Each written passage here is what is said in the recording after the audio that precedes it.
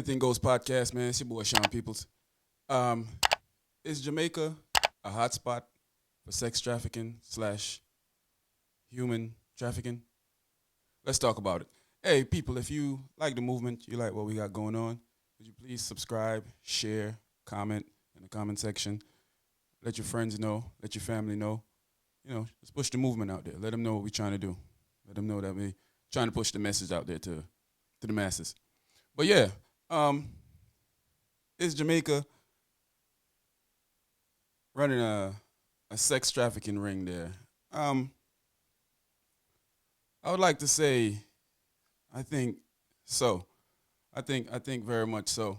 Uh, I don't think it has anything to do with the government. I think that human trafficking is worldwide. I think it's all over the world at this moment. I think that a lot of people don't understand how human trafficking work, and I think that it's behind closed door. It's a $1 billion business, so a lot of people makes good money off of it. So and they're able to hide in areas that you can't find them. Uh, I remember when I was young in Jamaica, when women used to go missing, and they didn't find bodies, you didn't find out what was going on with them at the time. So we all assumed that maybe they were dead. Maybe somebody on the island did something to them, killed them. But over the years we have learned that this situation is you know bigger than what we originally thought it was. Because at the point that thinking that, oh man, somebody hurt these women on the island and maybe threw their bodies away, or did something to bury them shallow graves, just did something crazy with the body. And come to find out that uh, human trafficking, having sex slave, is a big business. We find it out later on in life. Well, at least I did. I know I didn't know anything about that until I was older in life. I guess I wasn't really paying attention to it, and find out that it's a big, big, big, big thing around the world. Where, like I said, it's a $1 billion business. But I've been looking into the whole uh, fact that on like countries like Jamaica, where the whole the system to protect people is kind of on a low barrier, and even in America, when it's supposedly a system that's on a high barrier, and people still get abducted here and get put into the sex trafficking ring. But I think in Jamaica, it's probably more prevalent than we actually think it is, because of the murder rate, and because the lack of people paying attention, and because the resources that can come behind these whole sex trafficking thing. I'm gonna tell you guys a story. When I was in the military, right? I don't know if Lou or anybody on that deployment remember this story, but we went to a brothel. Yes, a brothel, whatever you want to call it. I was just stated as a brothel. We went to a brothel, right? And we was in there. And, we all Jamaicans. All the Jamaicans hang together. We was in Suda Bay, Greece. All the Jamaicans hang together. So we were there just shooting, chopping it up, laughing, having a couple of drinks, listening to music, watching the women, tipping the women, having some fun with the women and stuff. And, two young ladies walk over to us and start, basically understanding everything that we were saying. And and it was kind of shocking to me that they were understanding what we were saying. So immediately I thought they were some Africans, because I know I met a lot of African people and they understand the dialect and they understand the sound. They didn't really have any problem understanding me. So, I started speaking to these ladies, find out that they were from Jamaica. At first I didn't believe them when they were telling me, yeah, we're from Jamaica.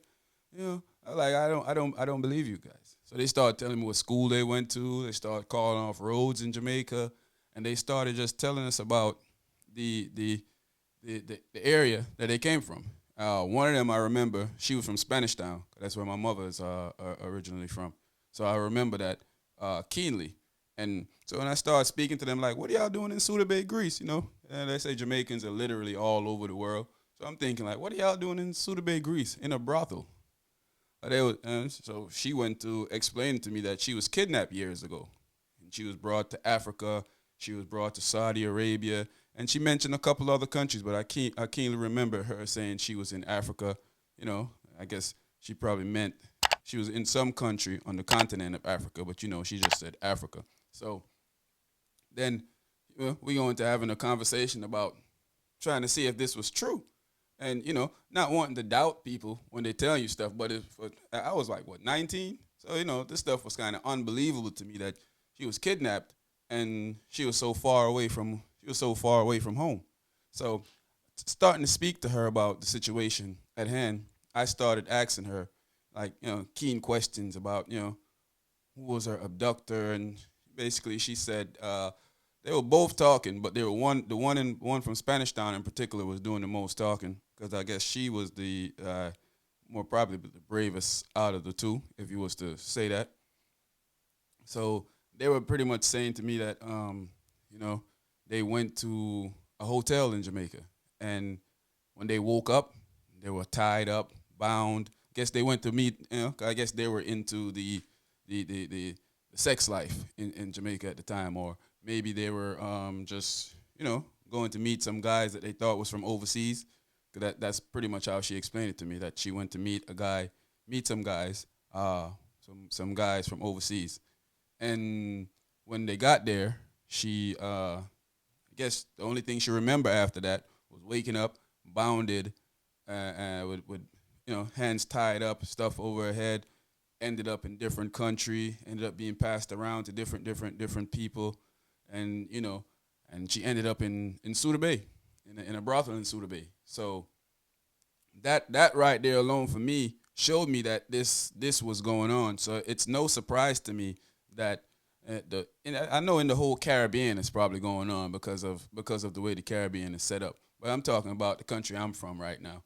So it kind of shocked me for a minute when I heard that story, and when she was telling me the story. So me myself being a concerned person all the time, I want to help. So I went back to the base and I explained it to the base, to somebody on the base, one of the higher ups on the base, and his exact words was like, "That's not what we do," you know. He didn't care. It's not what we do, you know. And actually, the young ladies didn't really want any help because I was trying to offer them some help. I think they had the whole Stockholm syndrome thing going on because when I started explaining to them that, hey, we can call somebody, we can let your family in Jamaica know, they probably think we're dead. They haven't heard from us in so long. And she was like, one of them was like, my mother was so old anyway, she's probably dead. And, so they was already in the system. And over some periods of time, I usually wonder, like, I wonder what's going on with these young ladies. I wonder if they're still alive. I wonder what country they have moved them in right now. And I don't know if this is something that can, like, it should be something that could be stopped. But I don't know if it's so big in America, if Little Jamaica can stop this type of stuff from happening, because these guys are targeting poor women. They're making, offers to them.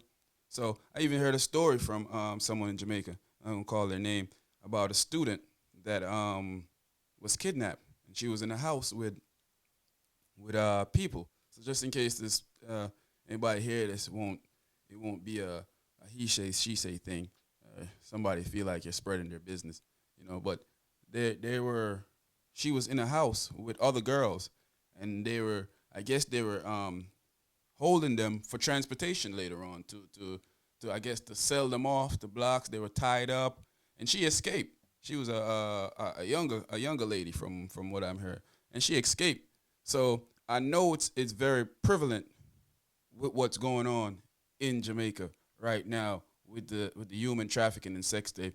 In fact, the last time I checked, because I checked this recently, Jamaica was still in a tier 2 of the sex trafficking, sex trafficking, human trafficking level, and that's rough. And they were trying to get down to a tier 1, And and they were saying it was all over the news in Jamaica at one point. They were telling people that if these offers that people are making sound too good to be true, don't go.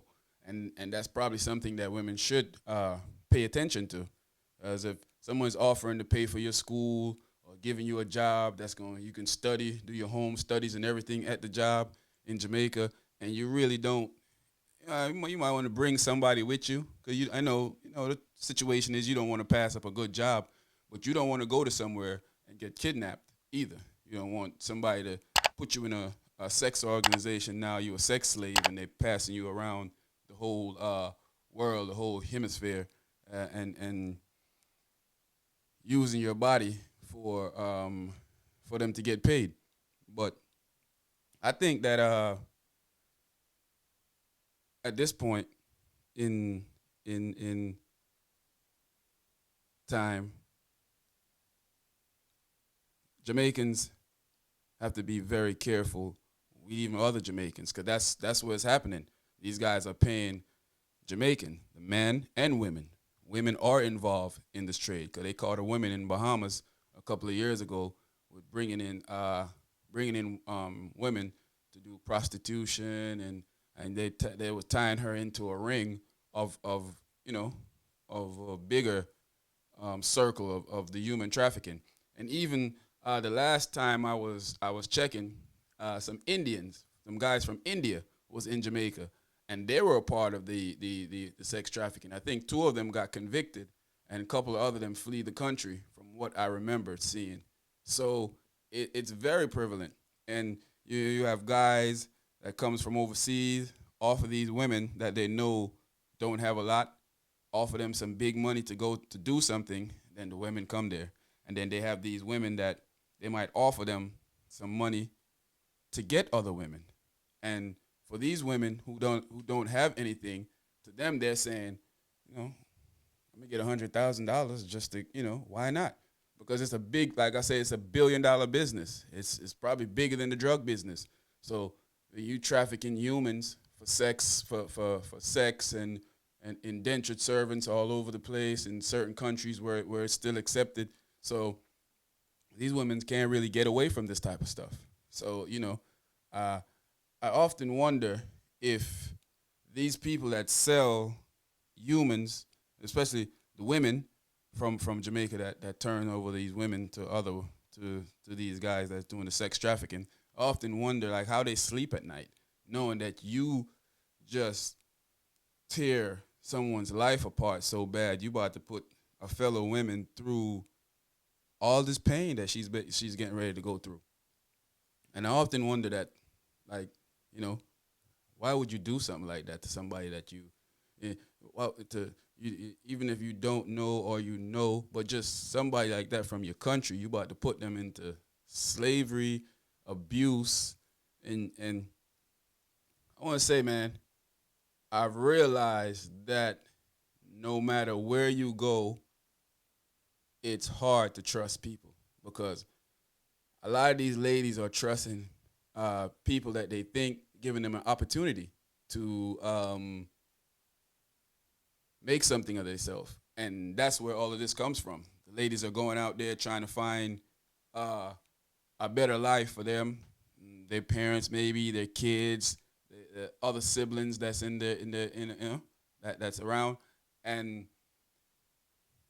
these these animals just go and go and take them, ship them off to a different continent, uh, send them around, use them for a sexual object, use them for gain money, monetary purposes, and then just I guess get rid of them or sell them off to the next bidder when they're done. Because the ladies that I was telling you about in Suda Bay, Greece, in the brothel in Suda Bay, Greece, that's basically what they were saying. They were being passed around, different country, different bidders. You know, guys was getting them, and they were pretty decent looking ladies. You can tell that they were some decent looking ladies from they were younger up until because they was getting up in. They weren't old, but they were older than I was. It wasn't because I was around 19, 20 at that time, and they were older than I was. So I figured the rough life probably took a couple of years of beauty off of them. And then when I saw them, it was shocking to me to see them in there. And it was almost unbelievable to see them in there. But then as I got older and more mature and started finding out how real this situation of human trafficking and sex trafficking is, I realized that these ladies wasn't give they wasn't given a chance to make a decision that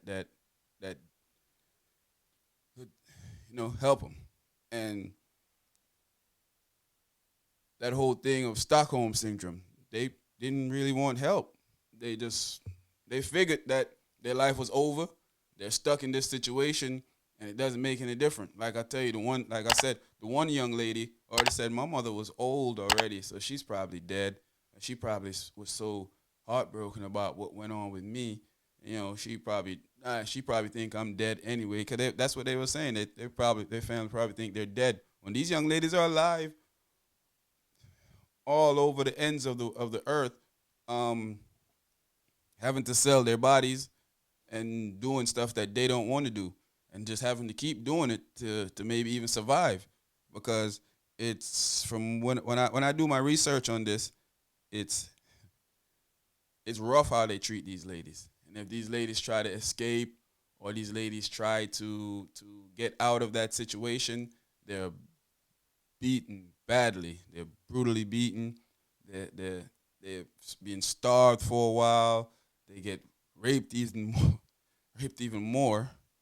It's just a sad situation, man. And I wish that more awareness could come about this. And that's why I did this video, because rest in peace to Khanice Jackson.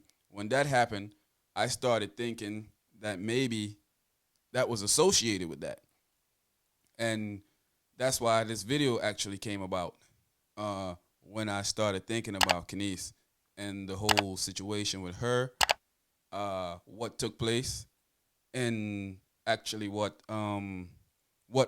we were thinking was going on at the time. And then we found out that maybe it's a different situation. So then now we have to say sit back and reevaluate what we thought, but it still show how prevalent. Remember the student now that I was telling you about. It shows that this is still prevalent in Jamaica, and the Jamaican government has accepted that this is going on. Now, listen, they have accepted that this is going on, and they have been warning people to be very vigilant and to be responsible when you going somewhere that you don't know. So if you're getting offered a job and you think it's unbelievable, you might want to bring somebody with you. Bring an uncle, a cousin. I wouldn't even, if you have to, bring another female, because two is better than one to escape. But I wouldn't even really advise you to bring another female. Bring a male, 'cause that might scare them off. That might, they might not want to do that, or you want to protect yourself. Basically, what I'm saying. Make sure that you hold the people that you're going to. Give yourself a better chance of surviving, of getting away from these people. Because once you're in this ring, from what it looks like with these young ladies, they were in this ring for a while, and they're stuck in it. Up till today, this was maybe 02, 03, and I still wonder in 2021 if these ladies are still alive.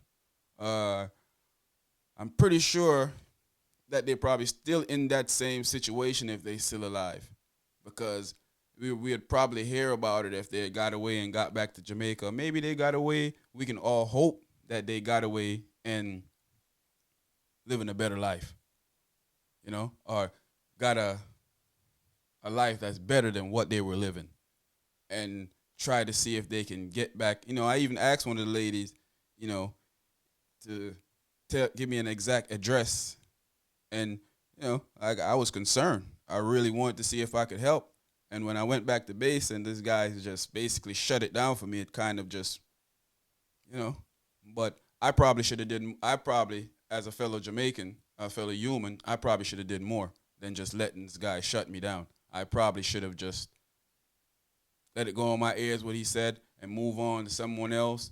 I probably should have called some news people when I get home. But I was 19, 20. I didn't really understand the severity of the situation, but I do now. And this is why I'm trying to put some awareness about what's going on. So, I think I'm gonna get my brothers to join in on this conversation, do a part two. I get my brothers to join in on this conversation because it's a real deep conversation that need to be addressed. And, you know, I feel like every male that has, and it happens to males too, but we'll get to that when my brothers get involved. I feel like when we have females in our family that we have to keep up with what goes on with them because sometimes it's hard for them to go through the struggle of life by themselves. And I would love to have guys like me, my brothers, to maybe make sure that the women in our family know that these things are taking place and try to keep them knowledgeable on it before it's too late. So yeah, I'm gonna cut it with saying that. It's your boy Sean Peoples, man. It's the Anything Goes podcast. It's a sad situation, but it has to be addressed, and we have to put awareness of it out there. So that's what I'm here to do, man. Hey, people, if you like what we have going on, if you like the movement, if you like what we're doing, please like, subscribe, share with your friends, share with your family. You don't have to be Jamaican. You be anywhere in the world. We're all humans. So, let's join the awareness and let's try to stop, let's try to prevent human trafficking, sex trafficking as much as possible. Yeah, man. I'm out. Love you guys.